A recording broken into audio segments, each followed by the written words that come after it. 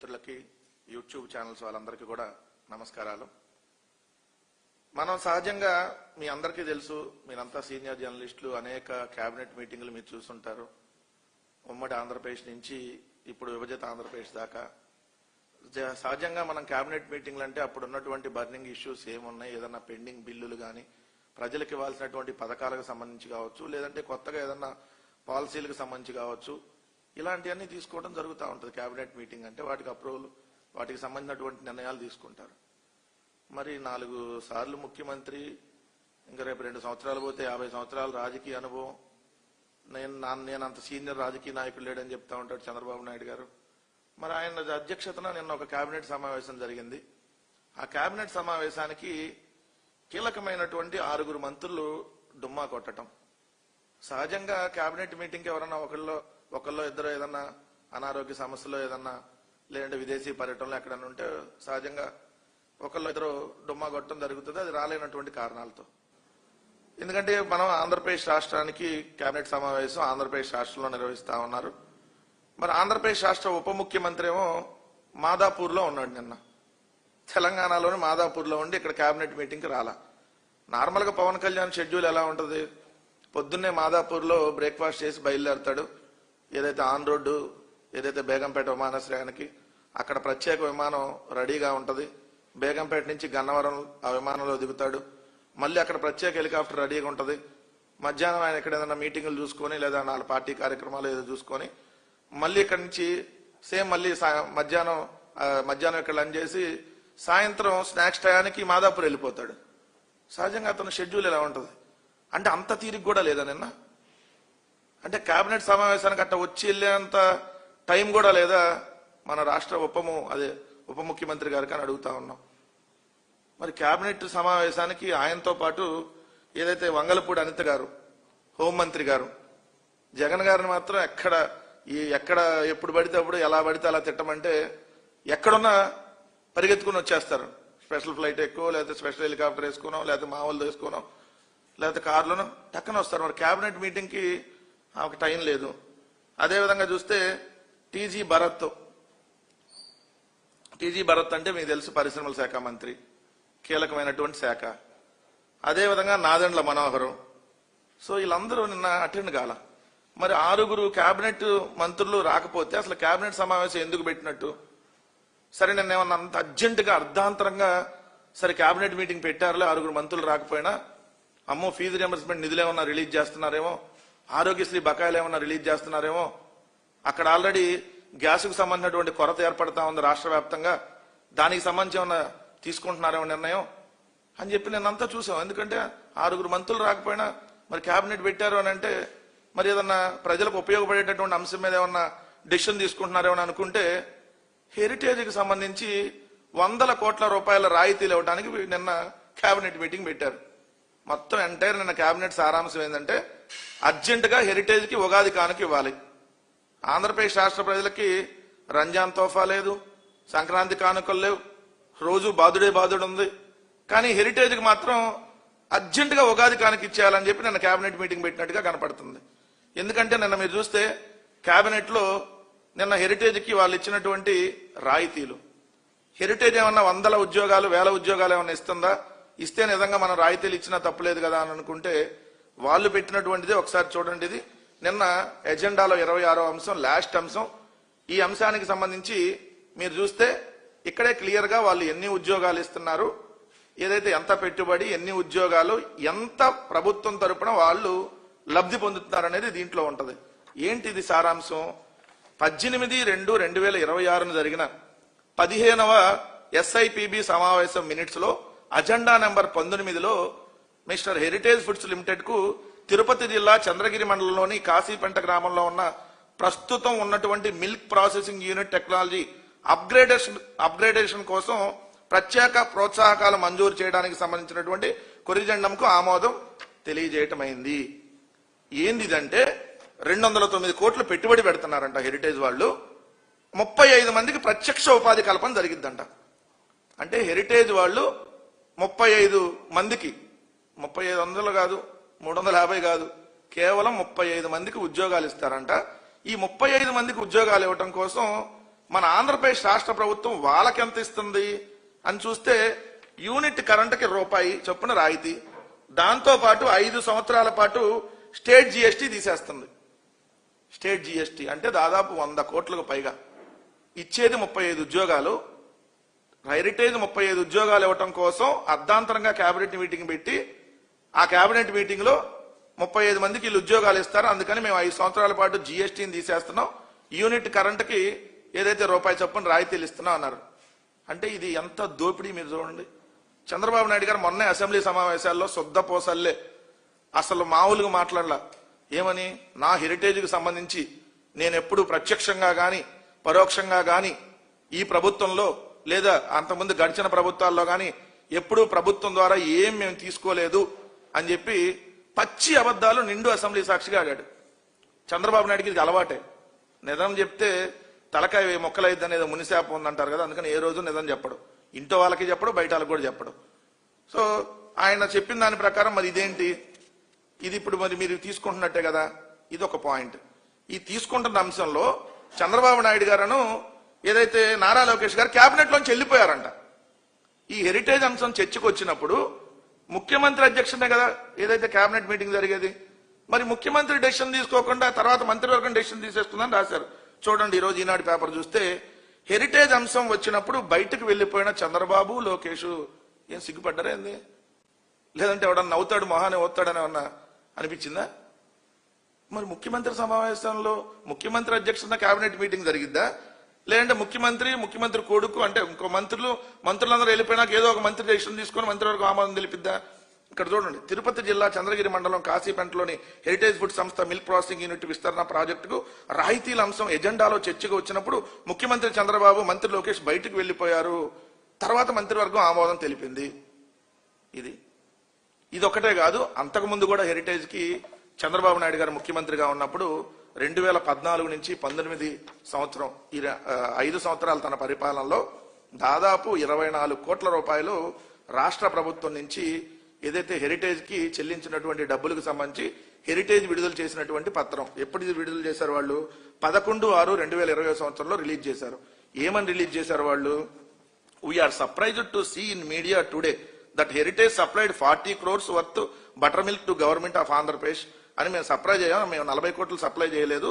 The total value of buttermilk supplied in Andhra Pradesh government and to a few temples during 2015-16 and 2019-20 మధ్యలో ₹1,49,00,000 విలువైన butter milk supply చేశాం బ్రహ్మోత్సవాలకి, శ్రీరామనవమికి, వైకుంఠ ఏకాదశికి అని చెప్తూ మళ్ళీ సివిల్ సప్లైస్ కార్పొరేషన్ కి 2014-15, 16-17లో 21,19 లక్షల విలువైనటువంటి నెయ్యి సప్లై చేశాం. ఏ జిల్లాలకు సప్లై చేశారని? కడప, ప్రకాశం, నెల్లూరు, అనంతపురం, కర్నూలు, చిత్తూరు, కృష్ణా డిస్టిక్, శ్రీకాకుళం. మరి అప్పుడు కూడా దాదాపుగా 24 కోట్లు ఇది బటర్ మిల్క్ గాని నెయ్యి గాని. మరి ఇది చంద్రబాబు నాయుడు గారు అధికారంలోకి వచ్చేది ఎందుకంటే ప్రభుత్వ సొమ్ముని, ప్రజల సొమ్ముని హెరిటేజ్ కి అప్పనంగా దోచిపెట్టడానికి అనడానికి అంతకుముందు ముఖ్యమంత్రిగా ఉన్నప్పుడు అలానే చేశాడు, ఇప్పుడు ముఖ్యమంత్రిగా ఉన్నప్పుడు కూడా ఇలానే చేశాడు. మరి ఏ డైరీకి రాయితీలు లేదు కదా. నిజంగా మనం డైరీలకు రాయితీలు ఇవ్వాల్సింది ఏ డైరీలకి? ప్రభుత్వ డైరీలకి. ఈ రోజు చంద్రబాబు నాయుడు గారు ప్రైవేటు డైరీకి ఏదైతే 35 మందికి ఉద్యోగాలు ఇస్తారంట. 35 మందికి ఉద్యోగాలు ఇచ్చే వాళ్ళకి ఇంత రాయితీలా?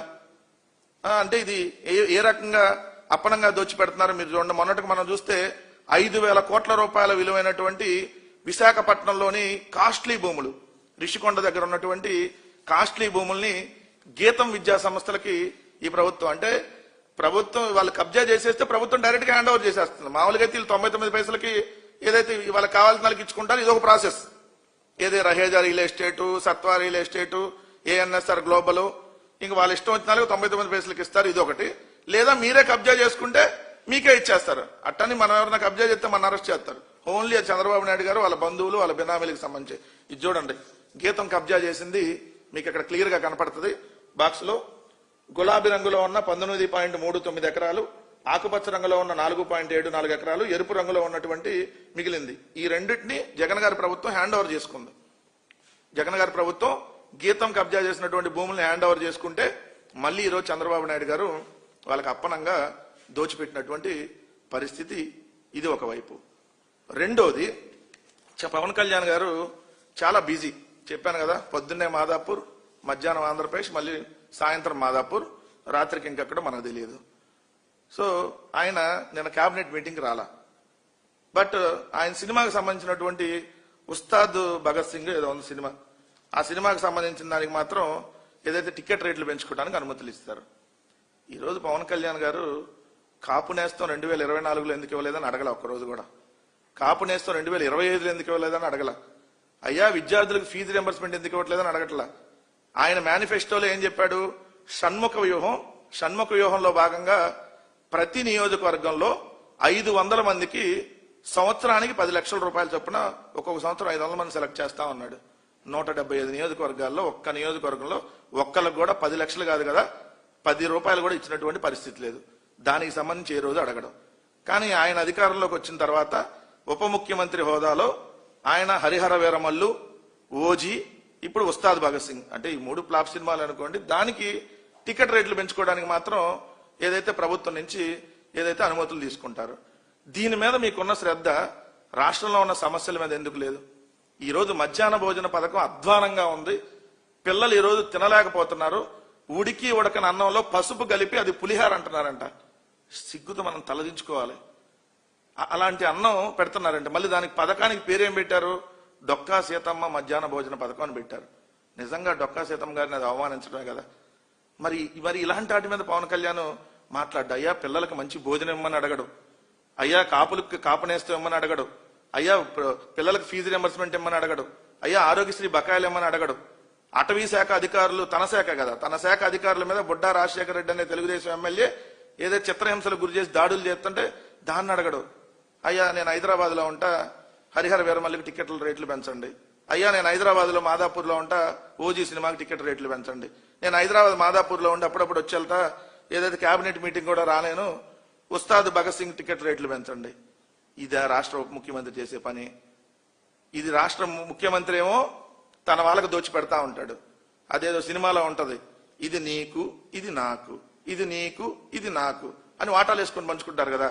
ఇదిగో ఇది హెరిటేజ్ కి, ఇది సంగం డైరీకి, ఇది విఎస్ఆర్ వెంచర్స్ కి, ఏదైతే ఇది గీతంకి, ఇది ఫ్లాప్ సినిమాకి సంబంధించిన ఉస్తాద్ భగత్ సింగ్ కి. ఇది ఈ రాష్ట్రంలో ఇది జరుగుతున్నటువంటి పరిస్థితి. దయచేసి ప్రజలను కూడా గమనించమని చెప్తా ఉన్నా. వీళ్ళకి అధికారం ఇస్తే ఏ విధంగా 21 నెలల కాలంలో సర్వనాశనం చేసి అప్పుల కుప్ప పక్క పెట్టి ఉన్నటువంటి సంపదని 99 పైసలకి ఉల్ఫాగాలకో లేదంటే టీడీపీ బఫూన్లకో బినామీగాలకో దోచిపెడతాం ఒక కార్యక్రమం. అడ్డగోలుగా ప్రభుత్వం నుంచి ఏదైతే రాయితీలు పొంది ఏ విధంగా ప్రభుత్వం నుంచి వీళ్ళు బెనిఫిట్స్ పొందుతా ఉన్నారు అధికారంలో ఉండనేది గమనించమని చెప్తా ఉన్నా.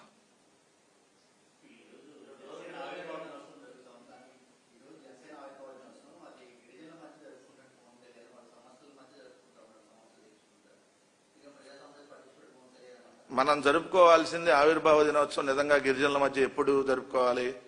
వాళ్ళకి ఆ డోలీ మోత లేకుండా ఉంటది కదా. నిజంగా మరి అదే గిరిజన ప్రాంతంలో జగన్మోహన్ రెడ్డి గారు ఉన్నప్పుడు ఇంటింటికి రేషన్ అందేది, ఇంటింటికి వాలంటీర్ వచ్చేవాళ్ళు. కానీ ఈరోజు రేషన్ వాళ్ళు తీసుకోవాలంటే 40 కిలోమీటర్లు వెళ్ళి తీసుకోవాల్సినటువంటి పరిస్థితి. మరి పవన్ కళ్యాణ్ గారు దానికేం సమాధానం చెప్తాడు? ఏదో ఆవిర్భావ దినోత్సవం గిరిజనుల మధ్య చేసుకున్నా మాదాపూర్లో కూడా చేసుకోవచ్చు, ఎవరు కాదన్నారు. అదేదో మీటింగ్ పెడతా అన్నట్టున్నాడు కదన్నా, పెద్ద బహిరంగ సభ పెడతా అన్నాడు. ఏం చంద్రబాబు నాయుడు గారు ఏమన్నా ఈ మీటింగ్ డబ్బులు ఏమన్నా అన్నాడా? లేకపోతే పెట్టేవాడు కదా. చంద్రబాబు నాయుడు డబ్బులు ఇచ్చినప్పుడల్లా మీటింగ్ పెడతారు కదా. మరి ఇవాళ పెద్ద బహిరంగ సభ పెడతా అని ప్రకటించారు అంతకుముందు. మొన్న ఏదో సభ్యత్వాలు కూడా 500 నుంచి 400 రూపాయలకు తగ్గించామన్నారు. అంటే తీసుకునేవాడు ఎవరు లేడా సభ్యత్వం? మన 100% అదేంటి 100% స్ట్రైక్ రేట్ ఉన్న పార్టీ ఏదో అనేవాడు కదా. 100% స్ట్రైక్ రేట్ అన్నాడు కదా. కనీసం 100 రూపాయలు కూడా ఎక్స్ట్రా కట్టలేని అంటున్నారా సభ్యత్వానికి? ఇంక జనసేన గురించి మనం చాలా తక్కువ మాట్లాడుకుంటే అంత మంచిది. అది తెలుగుదేశం పార్టీకి బి పార్టీ అనేది మనం ఎప్పటి నుంచో చెప్తున్నాం. తెలుగుదేశం పార్టీ లేకపోతే ఆ పార్టీ లేదు, కనీసం అతను ఎమ్మెల్యే కూడా కాలేడన్న విషయం మీ అందరికి కూడా తెలుసు. ఇంకా దాని గురించి మనం తక్కువ మాట్లాడుకుంటే బెటర్.